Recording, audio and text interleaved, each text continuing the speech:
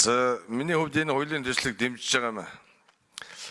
Гэхдээ анхаарах хэдгээд асуудал байгаа. Монгол улсад энэ хүнсний аюулгүй байдал алдагдаад хавдрын өвчл бол баг дэлхийд тэргүүлэх байранд орцсон. Тавд мэдж байгаа. Гений өрсөлттэй, химикатиктэй, пестицид, гербицидиктэй тийм хүнсний ногоог одоо энэ 330 сумын сургуулийн дотор байр яаслан цэцэрлэгүүдэд хэрэгжилж байна. Хамгийн хямдын хэрэгжилж байна.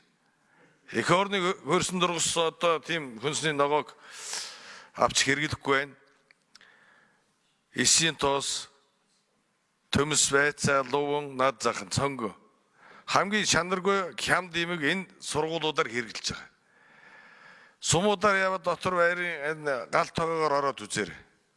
Тийм учраас энэтэй асуудлыг бас анхаарал хуулийн төсөлтөд тусгаад хяналтны асуудал дээр нэлээд анхаарахгүй болохгүй байх гэсэн саналыг хэлье.